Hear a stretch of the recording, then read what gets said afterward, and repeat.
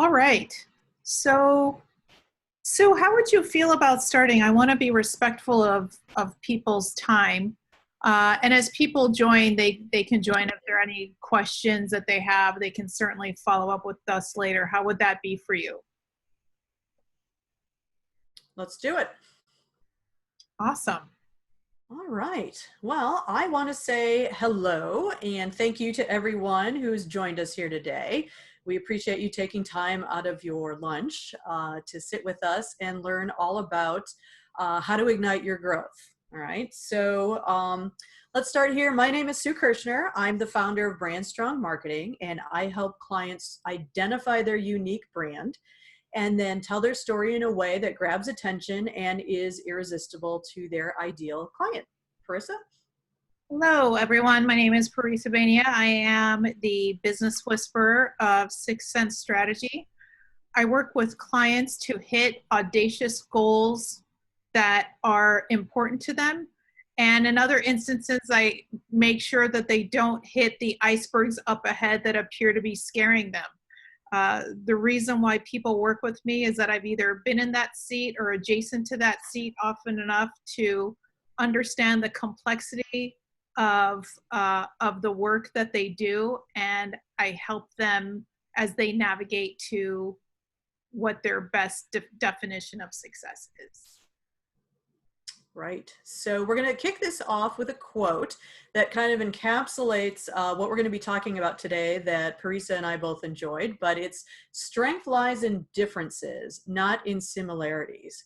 And we're going to talk a lot about what kind of power comes from identifying and articulating your differences as we go through today. So for our agenda, we're going to have a kind of a point of arrival, talk about why we're here, and then we're going to talk about creating an emotional bond with your customers, because that's the way to get them to open their wallets and work with you. How your superpower creates magic, and it really truly does. So we're going to give you some examples of that. We're going to walk through a format for defining your business superpower, and then we're going to flip the script a little bit, and we're going to focus on how do you articulate that superpower that drives you internally and articulate it into the brand promise that attracts people externally. So we're going to walk you through that. And at the end, we're going to walk through an opportunity for you to ignite your growth. Parissa and I have put together a mastermind called Ignite Your Growth that will kick off at the end of June, that we are super excited about because we know it's going to make a huge difference in helping companies accelerate their sales. So Parissa, take it away. Awesome. Thank you. Okay. So this woman is Sara Blakely. She is the self-made billionaire, 100% owner of Spanx. And in November of 2017, she posted this video on Instagram, which to me says it all and is kind of the base of what we're going to be talking about today. In that post, she said, sell the problem you're solving, not the product. People are more emotional about their problems than they will ever be about your product's features. You're a hero, not a salesperson. After 7 years of cold call selling and getting doors slammed in my face, I eventually figured this out. Try it. Plus, it's fun to solve problems. This is everything. When we serve people powerfully, it means that we are meeting them where they are and we recognize the emotionality around the problems that they may be experiencing. And the more emotion they have around the problems they're experiencing, the more motivated they are to do something about it. And we're going to talk about this a little bit more. So first, let's have a conversation about empathy. You know, we can agree that we should be empathetic to friends, neighbors, coworkers, siblings, parents, etc. But today, I really want to have a conversation with you about the business case for business empathy. So on a basic level, we know that empathy is the psychological identification with or vicarious experiencing of the feelings, thoughts, or attitudes of the other. I want to be clear, though, that this is not sympathy. Brené Brown says that empathy is connection and sympathy is disconnection. This is a really important distinction. Empathy is meeting people where they are, and it means that you want to have a 3D understanding of what they're experiencing so that you can sell the problem that you're solving. Sympathy is two-dimensional. Sympathy is very judgy. There's a lot of psychological distance with sympathy. We don't care so much about the emotions that someone is experiencing. We just know that that person is in discomfort. Sympathy is almost like an intellectual sort of thing. So I say that we should use empathy in business to start from a place of understanding so that we serve our customer best, not only in the products and services that we create, but also how we deliver those products and services that we've created. The reason why you should care is sales, sales, sales, sales, a couple more sales, sales. People are emotional about their problems, never about your product. This is true about Rabbit's Foot or Rolls Royce. The more emotional they are, the more engaged they will be to do something about it. So quick anecdote, I buy Tide and Bounce for my laundry choices. And the reason why I buy Tide and Bounce for my laundry choices isn't because I've done a scientific analysis of the array of laundry choices in the supermarket. It's because when I was little, my mother bought Tide and Bounce. And growing up, I felt secure at home. Growing up, I knew that I was deeply loved and supported and cared for.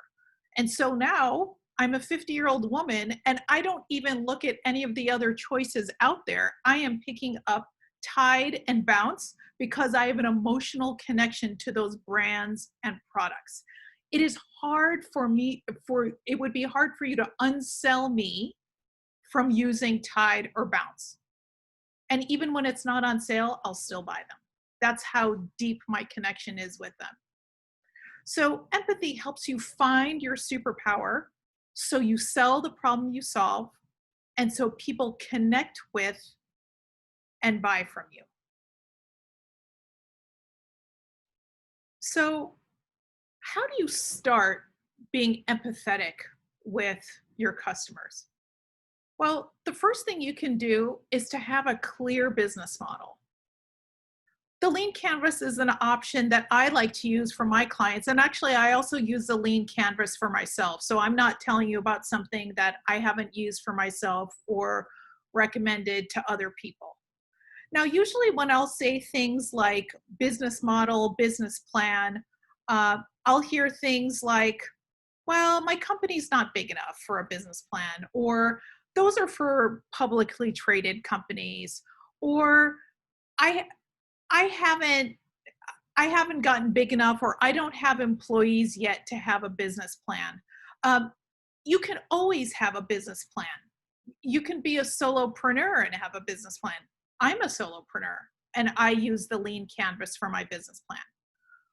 The reason why the most empathetic thing you can do is to have a clear business model is that so your customers feel like it's easy to find and connect with you. Remember, Sara Blakely's comment was about meeting people where they are. So when you have a business plan, that is you desiring to meet people where they are. So let's just look at this lean canvas really quickly. It's really easy to use. It's got boxes. It's meant to be one page, but if you wanted to cheat and have it on 2 pages, no one's going to know. It's asking you who your target customers are, the problems that they are experiencing, that solution that you offer that is the pain reliever for the problems they are experiencing. Your unfair advantage. Do you have IP? Is there unique experience that you have that's not really easy copied by other people? The channels box is simply sales and marketing. Where and how do you connect with your customers and prospects? And when does the sale happen, or how does the sale happen? Revenue streams is simply, what are the different ways you make money? Cost structure is, well, for example, if you were to use uh, constant contact and you wanted to pay for that, or if you paid for MailChimp, or you paid for site hosting, or if there are CRM tools that you use that you like to pay for, that's just asking how it is that money flows out of your business. And key metrics, they're your dashboards. It's how many customers did I win this month? How much money did I make? Uh, what are my payroll costs if I have people, or if I have freelancers, how much did I spend on my freelancers? There are certain really quick, easy to create dashboards for your business that represent what your key metrics are. So I really love it. And on the left side of the screen is about product that's internal to your business, and the right side is about market or stuff that's external facing. But in as much as I love this, this lean canvas actually has two problems. The first is, in as much as it's still a one-page business plan, it feels like too much business speak even. We don't talk normally about unique value proposition. We don't usually say words like that. We don't usually say things about unfair advantage or revenue streams or cost structure. And so because it's so businessy, that's where some of the resistance comes in as well. We're like, well, I don't want to do that. Those are words I don't really like, or those are words for much larger companies. I don't feel like doing it, and so I'll put my head in the sand. So that's one problem. The second problem is it's missing empathy. So in as much as this canvas is a really great tool to capture all of the important elements of your business plan, what it's missing is the emotional wrapper that people experience when they have problems that are impeding their lives or impeding their businesses or what have you. And one thing I should say is avail yourselves of the Q&A box or the chat, so that if there's a question that comes up, we can capture it and answer it in the moment, or we can answer later on when we do our Q&A section.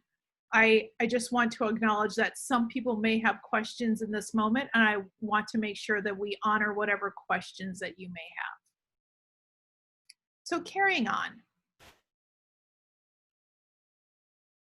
What I like to do is to make this lean canvas easier to understand and relatable. So in the consulting work that I do is I say, great, let's make this less gibberishy, which is a technical term. Let's make this a little bit more empathetic. Let's just use the question words that we learned in elementary school to create our business plan. So how would that be? How would that go for you? Who are my customers? Who are my ideal customers? What is their migraine? And I want to draw a distinction between migraine and headache. What is their migraine that is impeding them from being successful or living their lives? Which is the core part of my offering that is the pain reliever to that migraine? Why am I the best choice? Where do I encounter my customers and prospects? And when do the sales happen? How am I doing? How am I spending the money that's coming in? And in the middle is your superpower or your unique value proposition. And it's not an accident that the unique value proposition is exactly in the middle. It straddles both sides of the business. The product side, which is, as I indicated earlier, is the internal stuff, and the external side or the market side, which is the customer facing stuff. The superpower kind of brings it all together like glue. So it becomes easier to develop a business plan when we throw out the kind of businessy sorts of language and we say, well, these are question words that I learned in elementary school. I've got this. So moving on to the next slide, just bear with me. So let's talk about what a business superpower is. It is, as I mentioned in the previous slide, your unique value proposition. It's what I call the connective tissue of your business. It's the glue that holds it all together. I also like to call it your strategy's GPS. So I like to use Google Maps. And so when I put the destination in Google Maps gives me the most efficient way to get wherever it is I'm trying to go. And if I happen to be driving, it says, oh, hey, Parissa, there's traffic up ahead or there's an accident up ahead. You may want to, here are some options to get to wherever it is that you want to go. Your unique value proposition, your superpower, is exactly like that. It gets you to where you're trying to go in terms of your goals with the precision of a Google Maps or a GPS. It's also your backbone. If you don't stand for something, you'll fall for anything. So it's more than just identity. It allows you to orient yourself around the things that are the most important to your customers and how it is that you serve them. So let's talk about what your superpower is not. It's not an elevator pitch. I mean, you could wordsmith it to make it be your elevator pitch. Your superpower is never anything that sees the light of day. It's also not your brand nor your brand essence. Don't mix apples and oranges. It's also not your sales and marketing messaging. Now, to be clear, though, about these two bullets about brand and sales and marketing messaging, it informs your brand, it informs your sales and marketing, but it is not equal. It is not the same thing as your sales and marketing, mainly because it's governing your entire business plan, whereas brand and sales and marketing are key elements of your business plan. Here's some examples of what happens when you have a missing or a weak superpower.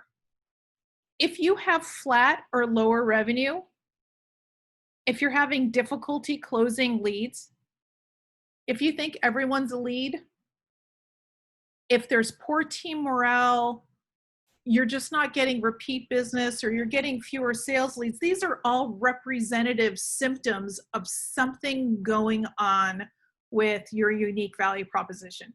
And the temptation is when people are experiencing any one of these, there's more than these, but any one of these 9 kind of symptoms, the temptation is to treat the symptom and not look for the underlying cause. It's been my experience that the underlying cause is a weak or missing superpower. So there's value in peeling back the layers of the onion a little bit more till you get to what's going on systemically with your business and your superpower. Here are some live examples of strong and weak superpowers. Apple is a really strong example of a company that has a strong superpower. Now, what I love about any of these examples, Apple, Target, Costco, Portillo's, and even on the weak side, Congress, Sears, BlackBerry, or Campbell Soup, you don't need to know word for word what their superpower is to know if they have one or to know if it's broken. So if we were going to riff on Apple for a second, Apple, you can sense the core thing about Apple is passion. Passion for design, passion for product, passion for their people, and passion for their customers. And based on how you experience the product, if you own Apple, and I have lots of Apple products, how you experience the product, how the experience is in the store, you can tell that the underlying driver of everything they do is the passion for those four things: product, experience, their people, and their customer. That same thing, that same principle holds true for Target, Costco, and Portillo's. We don't need to know specifically what it is to feel that it might be consistent when you have your experience with any of those brands. And the experience is also strong in a negative fashion when it's Congress, Sears. BlackBerry used to be the boss of the mobile phone market, but it was late to the party in terms of the keyboard. They didn't understand how Apple was so advanced and forward thinking about the screen and the keyboard. They completely missed the opportunity there, which is why very few people have Blackberries. But yeah, and there are any number of strong or weak examples. If you'd like, you can put some in chat. There are any number of really good. Amazon, for example, IKEA has a good superpower. Are there any other brands that you like that you feel are strong? Ben & Jerry's, that's another one I just came up with. Mercedes. So there's any number of really good brand superpowers that you can think of. So go ahead and drop them in chat if you'd like. Or not. So let's do a quick exercise so that it doesn't feel like I'm talking at you the entire time.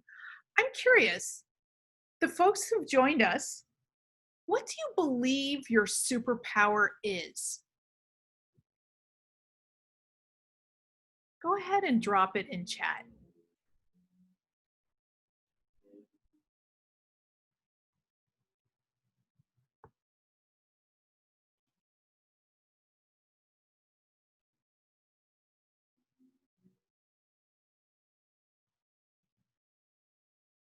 People skills.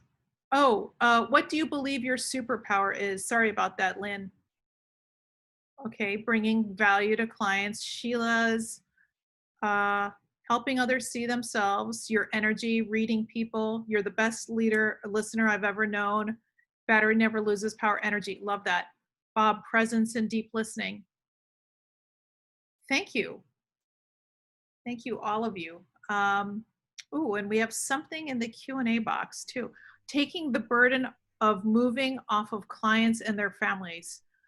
That is a huge one, Pat, because no one likes to move, and the stress involved can be so debilitating. And so people must look to you as the guardian angel of moving. I love that. And then Nancy wrote in the Q&A that her superpower was writing legal docs in plain English. Definitely a superpower. Wonderful. And Lynn is saying, asking thought-provoking questions to turn genius into training. Pat, yes, you've been called moving angels. I love that. I love that. Okay, great. So we'll carry on. Thank you so much for playing. I appreciate that. So sadly, I have a confession for you. I told you about superpowers, but I didn't tell you the ingredients of superpowers. Sorry, not sorry. Your superpower has 4 important ingredients. Who's your customer? What is most painful to them right now? The migraine, not a headache. People aren't motivated to get rid of a migraine, or excuse me, people aren't motivated to get rid of a headache or mild discomfort, but they're always motivated to get rid of a migraine. Which is the core thing that you do that is the core solution for the pain? And why are you their best choice? And again, because I opened with empathy, it requires an overlay of empathy and connection to really hit it out of the park. The answers that you gave in chat, if you go back and scroll, the answers were about you for the most part, as opposed to being about the customer and where they are. So it's not to say that what you wrote was wrong or imperfect, incomplete. What this structure is asking you to do is to position it so that you can meet them where they are, as opposed to making them meet you where you are. That's really just the distinction that I want to draw for you here. And so with that, take it away, Sue. All right.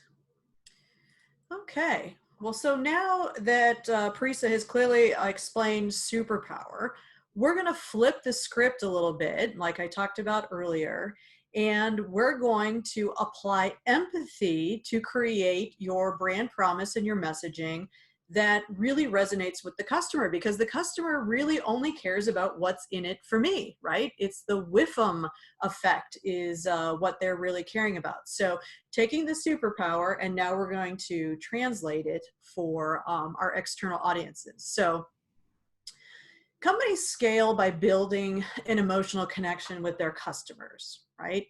Or it could even be prospects and employees. But to create that emotional connection, you need a couple of things. You need to know your customers intimately, which was one of the things that Parissa talked about for knowing your superpower as well. But you need to know them intimately. What are their fears? What are their desires? What are their challenges?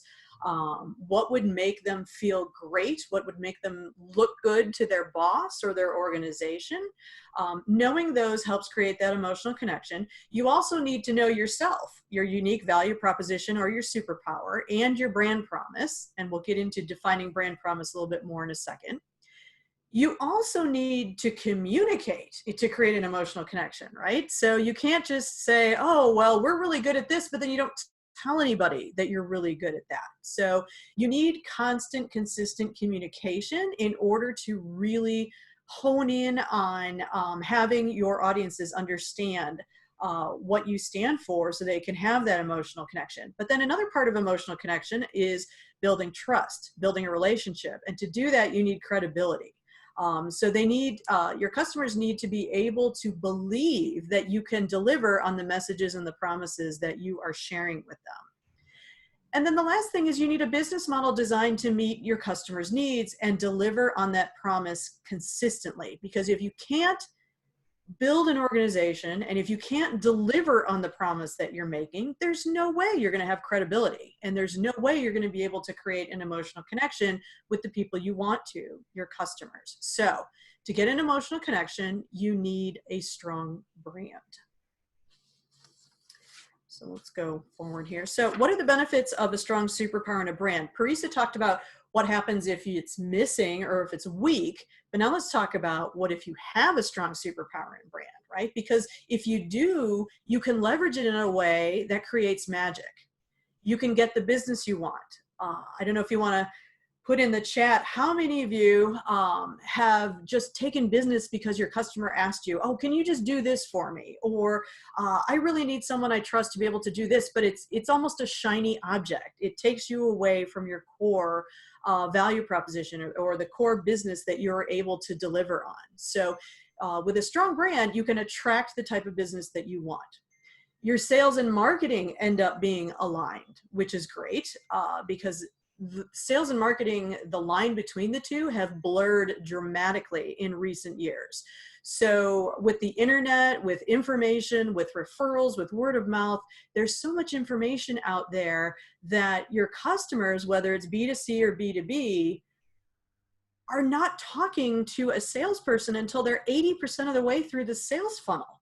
They're spending all of their time on the outside gathering information from others, from the internet, and really kind of making up their mind and decision before they ever talk to you. So you need to make sure that your sales messaging and your marketing messaging is absolutely aligned because you don't know where they're going to hear how great your company is. And so you need to make it consistent.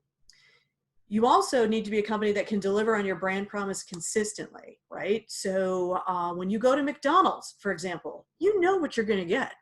Whether you like the hamburger or you don't like the hamburger, you know exactly what you're going to get when they hand it to you. That is consistency. And that's what builds a strong brand and creates that magic, is when your customers know that when they work with you, they are going to get X every time. It's also easier to make strategic decisions. When you have a strong brand, I like to view it as kind of like a strategic lens where you can hold it up and you can evaluate decisions for your business to say, is this going to make strengthen my brand, or is this going to hurt my brand if we spend money and do this? And again, I like to say it helps with eliminating the distractions and the shiny objects that happen in business. Really focus in and use the brand as a lens. Provides clarity and focus for all. You feel like your team and everyone is marching in the same direction. You've got higher close rates and more loyalty. And as Parissa mentioned earlier, sales, sales, sales. That's what we're looking for, right? You want more revenue. So let's jump in and define the components that a business owner needs to be concerned about, which is their brand strategy, and the promise that they make. So let's start with, what is a brand? So a brand is not a logo, and I'm sure you've heard that already. We've all heard that, but a brand is more than just a type font or some colors that you use, or one particular message that you tend to use consistently. A brand is really not a symbol or a name, but the culmination of both communication and experiences that a person receives from every contact with your organization. And the stronger your brand, the stronger the consistency that they're getting, both in your messaging as well as in the experience, right? So I like to use this example of, I had a client 10 years ago, long time ago, where they came to me and they said, you know what? Our brand is all about customer service. We are absolutely the best at customer service. Then I'm looking through their website and I'm looking through their marketing material, and yep, it says they're great at customer service. But then when we talk to their customers, we found out that their customer service department was only open from 10 to 4 every day. And their clients were a little upset about that, because their clients were busy working professionals who said, I'm going to call in the morning before I start work, or I'm going to call after work on my way home, and they're not open then. So to them, the experience part of it said that the brand was absolutely awful at customer at customer satisfaction, customer service. So it can't just be what you say, it also has to be what you do. But the other point I want to make with the brand is that the brand resides in the mind of the customers, prospects, employees, anyone that you are interacting with, right? It is the perception that they have in their head, because with branding, or as humans, when we meet someone or we interact with an organization, we have this innate need to slot them into our head in some way so that we could recall and remember them later, right? And so that's what that brand perception ends up being, is that image, that message, that slot that they put you in their head to remind them what it is that you stand for should they come across your organization again in the future. So what's so frustrating is that you don't own that brand. It's in their head. The best that you can do is you can manage it so that the perception in their head is as close as humanly possible to what you want it to be, right? So how do you manage that then as a business owner? Well, that's what your brand strategy is all about. So your brand strategy are the decisions that you make to strengthen your brand promise to your customers, your employees, your stakeholders. So I call them 4 categories of brand strategy that you need to be concerned about. And the first one is who are you as an organization? And that encompasses your core values, your mission, your purpose, your vision. Who are you? Where are you going? Why did you start this business? Why do you keep getting up and going to work every day? What is it that drives you as an organization and or even as a freelance consultant or a coach?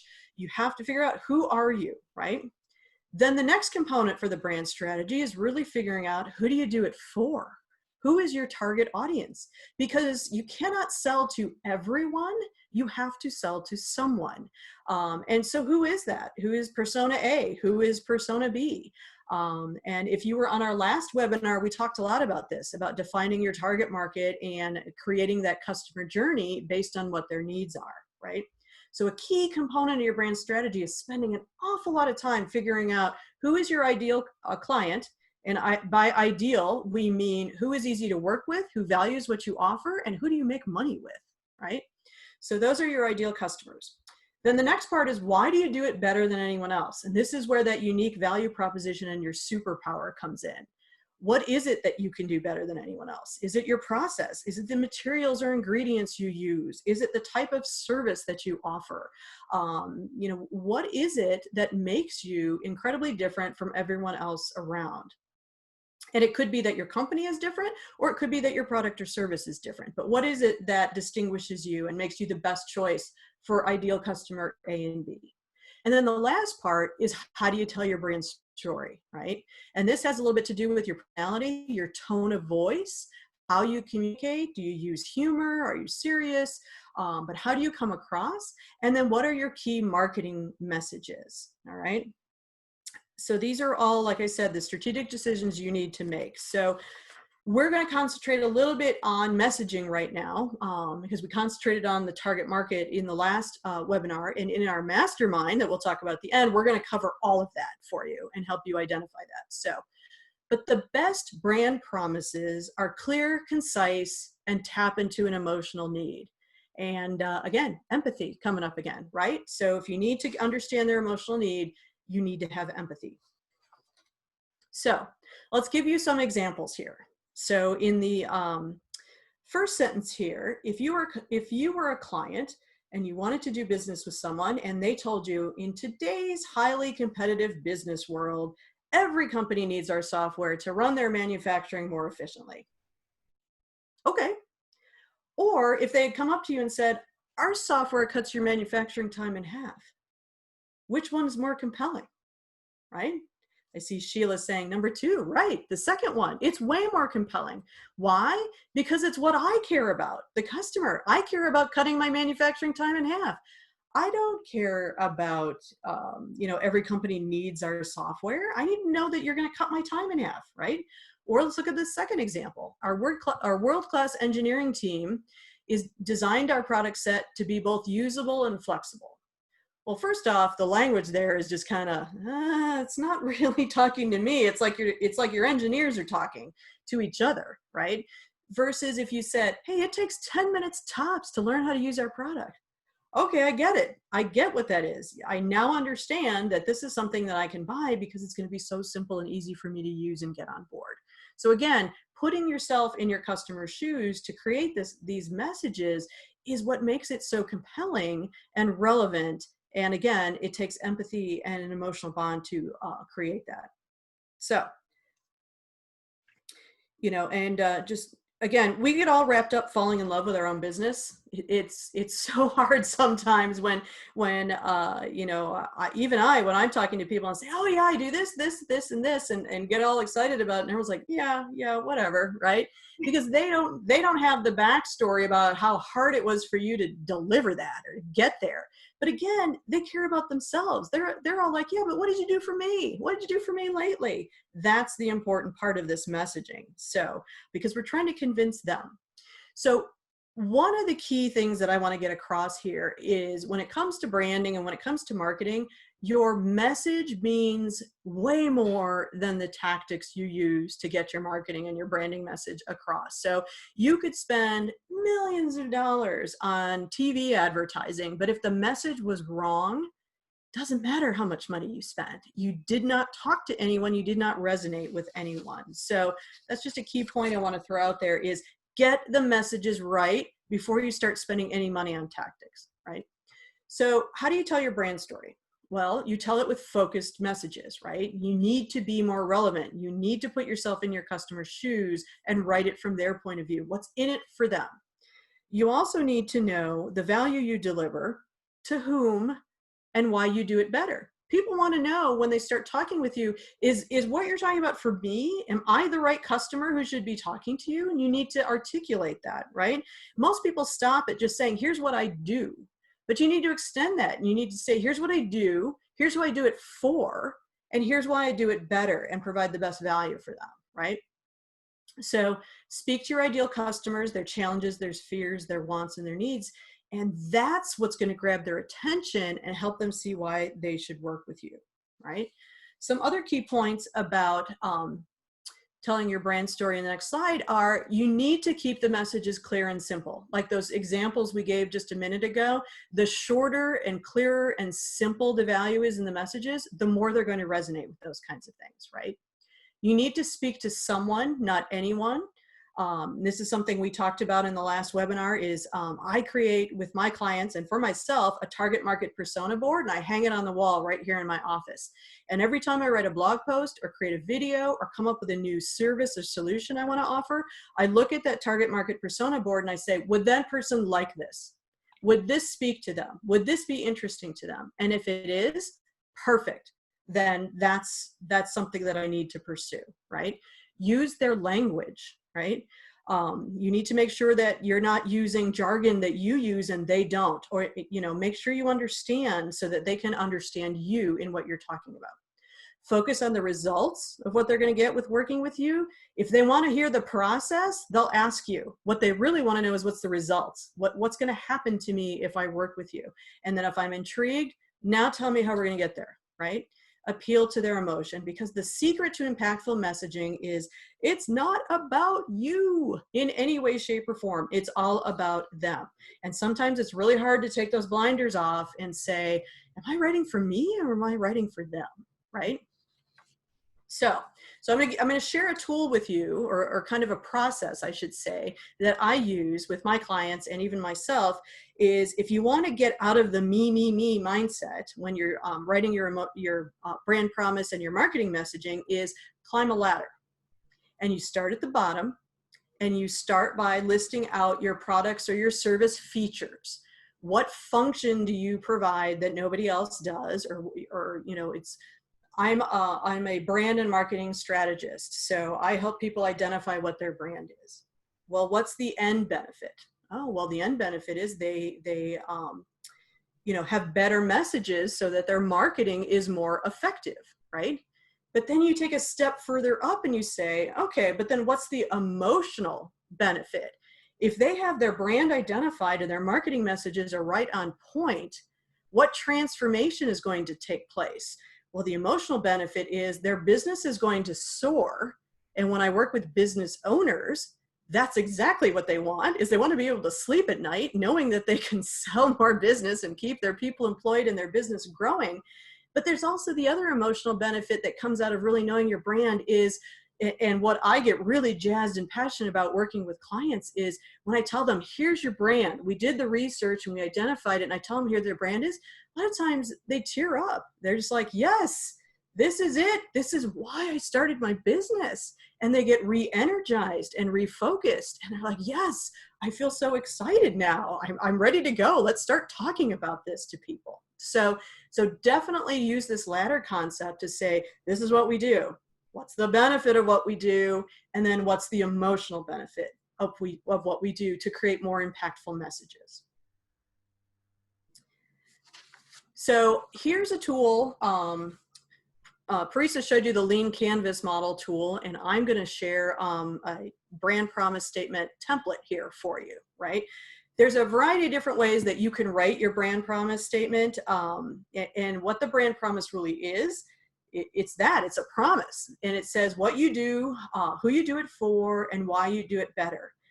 But what's important about it is to say that if it's in terms of being a promise, your customer knows that if they work with you, this is what they're going to get, right? They're looking for consistency. And so they want to hire you. They want to work with you because they're expecting why, and you've promised that you're going to deliver that. Now, where you break your brand is if you can't deliver on that promise.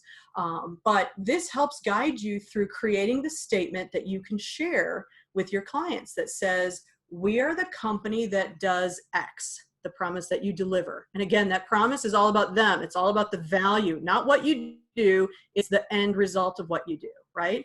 And we do it for this ideal target so that you understand if you're in the right place or not, or if I'm the right company to work with or not. And we are the perfect solution for you because, and that's where you list your points of difference, your superpower, your unique value proposition, right? So this is the promise we make for whom, and this is how we differentiate from other alternatives that are out there. So when we send the replay of this webinar out to you, I will send a PDF copy of this statement so that you can fill it out. and work on that yourself in your business. And in our mastermind, we're also going to work through this with you. And you'll get feedback from the other members of the mastermind to make sure that you're on target and are using the right language that will really resonate with them. So let's go on to the next slide here, and I'm going to kind of get into a recap. But to understand, again, between brand versus brand strategy versus brand promise. So the brand remains in the minds of your audience. You don't own it, but you really want to influence it, right? And you influence it with the brand strategy, right? The decisions that you make on how to change that perception of your brand. And there were 4 components to that. And the brand promise is the promise you make to your customers with everything that you do. And to be successful, you have to deliver on that promise every single time. Otherwise, you end up with a brand that's kind of wishy-washy. And I don't know if you've ever dealt with a situation where you're at a networking event, right? And you're talking to someone and you're like, you know, I met that gentleman over there, Bob, and he told me he did this. And the person you're talking to says, really? That's not the impression I got. I thought he did this. Well, now immediately you've created this weak, wishy-washy brand because the two of you standing there can't even remember accurately what that person does. And so we're both going to slot you or Bob differently in our heads, and it's not going to be very effective. And it's probably not even at all what Bob wanted us to think about him. So, not to pick on Bob, because we had a Bob join our call today. So it's not specifically about you, Bob. It was not about that, Bob. No, no, it's just Bob is very easy to say. So. All right. All right. So let's get into the recap here to kind of encapsulate everything that Parissa and I talked about.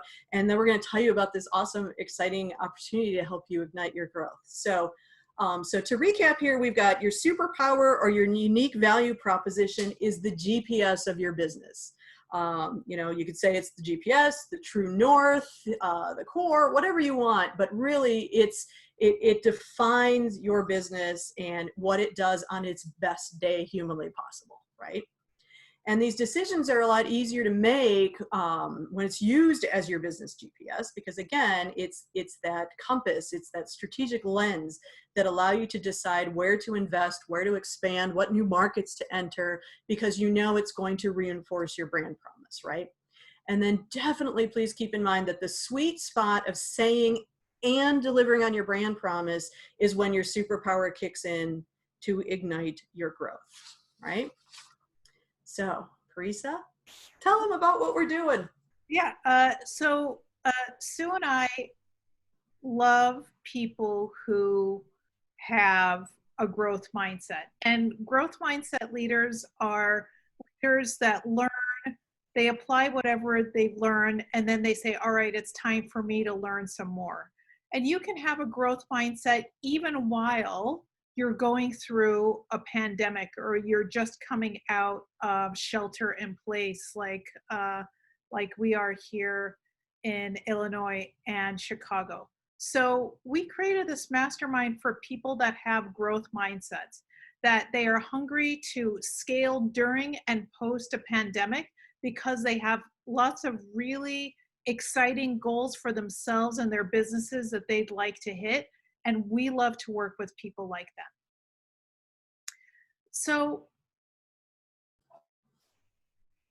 if you are hungry for more focus and clarity, if you're eager to join a community of peers who champion and challenge you, if you believe that you can fast track your growth, but you're stuck as to what that first step might be, if you're hungry for guides to help you navigate, when you're tired of doing the same thing without measurable results, and if you're curious about learning a strategic toolkit you can use instead of hard to follow and hard to apply education, this solution is for you. The value of our mastermind program is a rare opportunity to gain the competitive edge that you and your teams are hungry for. You'll get clarity. You'll work on your marketing, sales, and leadership skills to rise exponentially above the competitive noise and take your business to that next level that you're hungry to hit. You'll get unstuck. The mastermind group Your peers will offer insight, strategic direction, connection, accountability, and networking amongst yourselves, in addition to those things that Sue and I will deliver for you as well. But the main reason is that you're hungry to scale faster and more successfully than doing it on your own. Yeah, so let me tell you a little bit about the program so you know what you're getting. It's a 6-week commitment. We are accelerating this. We want you to have an amazing second half of this year, despite everything that's going on.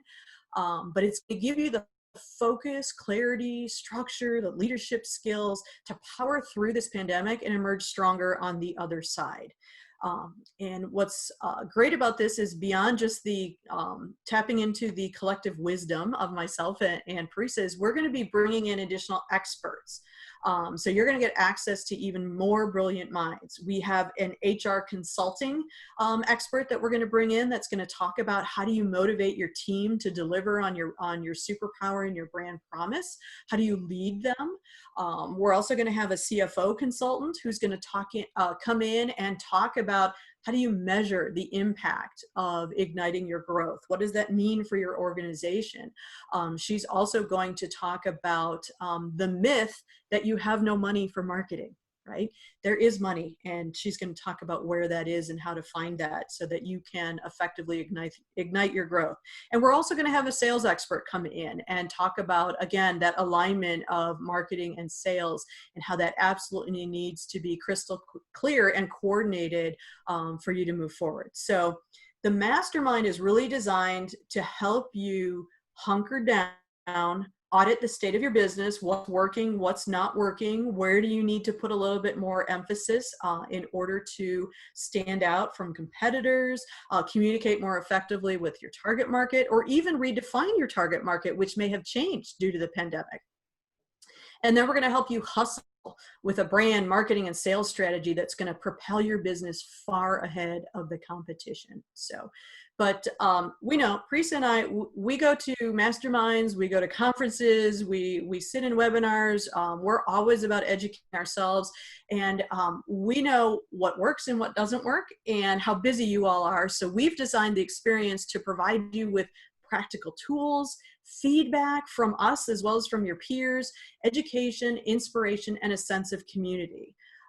So it's like a booster pack to get you moving forward again. There will be a Facebook group where you can interact with not only Parissa and I, but with the other members of the group to get validation, feedback, and even just some commiseration on something that may be going on in your business. So the structure is going to be 6 2-hour virtual sessions. So we're going to do this online since we can't really meet in person yet.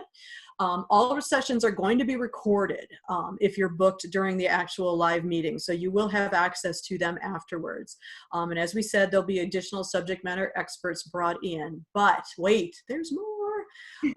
There's 1 hour of coaching with both Parissa and myself through the 6-week program. If you are stuck anywhere, if you want to bounce some ideas off of us, or if you just want some validation on a direction that you're taking, we will provide you with that one-on-one time in order to move forward. And again, the private Facebook group, the program starts June 30th. And some people have asked, why did you start it then? Because 4th of July is the week after. Well, we did that intentionally because the homework from the first session is going to take you a little bit longer. So we wanted to give you that time in order to complete everything. So, but again, we understand how busy you are and time is precious. We're all about getting things done. So here's what we're gonna focus on: marketing and sales. We're gonna audit your business currently. Who are your best customers? What's working? What messaging are you using? Is it working? Is it not? But really, we're gonna spend a lot of time on the customers. The next part is gonna be, we're gonna talk about your brand strategy, messaging, and tactics. So what is your unique brand? How can we help you validate that? How can we help you tell your story most effectively? What language do we need to be using? What is your personality to get that message across? Then we're going to take a look at marketing and sales alignment. We're going to create a customer journey that surprises and delights. And if you were on our first free webinar a couple weeks ago, we walked through that customer journey and how important that is. It really is an awesomely cool exercise. And then the last part is leading change with confidence. So as the business owner, how do you step up your leadership and model that for the people who work with you or work around you? But really, how do you inspire your teams to deliver incredible, consistent customer experience? Because that's going to make all the difference in the world for accelerating your growth, and really moving forward and differentiating yourself from the competition. So next step, I hope we've convinced you that this is going to be something that's incredibly valuable to your organization. But if you're looking to accomplish monumental goals, start playing a larger game, and take your business to the next level, we have a seat for you. We filled some of the slots for the mastermind already, but we have some seats still open. It is exclusive. Only 8 leaders are going to be allowed to join this mastermind group, because we want to be able to create intimate relationships with all the people who involved, and then give you a lot of our one-on-one time and consultation. So this investment is in your transformation. So until June 10th, if you want to register, it's $16.95 for the 6-week program. If you bring a team member or a friend, another business owner, then it's $15.95 each for you to join with us. And then if you sign by the end of the day, June 5th, Parissa and I are throwing in kind of a little bonus here. We're throwing in another hour of consultation with each of us before the program starts. So that way we can help you really hone in on what your challenge is and the problems you're facing before you even come into the mastermind. So you're going to get 2 hours with me, one before and one during the program, and the same thing with Parissa, an hour beforehand and an hour within that. So if you would like to register, and we would love for you to join us, you can go to growyourbisin90days.com. You'll have a little bit more detailed information there, and then you can register. But if you have any questions on whether this is the right program for you or not, Parissa and I are more than happy to get on the phone with you and talk through the mastermind and whether it's going to provide value or not. So please email either one of us, and we can set up a time to talk with you. So now we're going to open it up for any questions that you may have. So if there's anything that you are wondering about in terms of identifying your superpower, articulating your brand promise, or even about the mastermind, we'd be happy to answer those for you right now. And we recognize that we're almost right at time. So if you feel more comfortable sending us an email, that's fine. And also, please know that we're going to send out the recording of this very shortly, so that you have a chance to review a section of it if you'd like, and also follow up with any questions. I'm not seeing any questions in chat. Double checking. So I want to be respectful of time. If there is no other questions, thank you. Let me just go to the previous slide. You can go to growyourbisin90days.com for more information. Thank you. Oh, I see that there's a comment in chat. Oh, thank you, Nancy. Thank you, everyone. Be well. Have a great rest of the day. Thank you, Anna. And thanks for spending an hour with us today. We appreciate your time. Thank you. Bye-bye.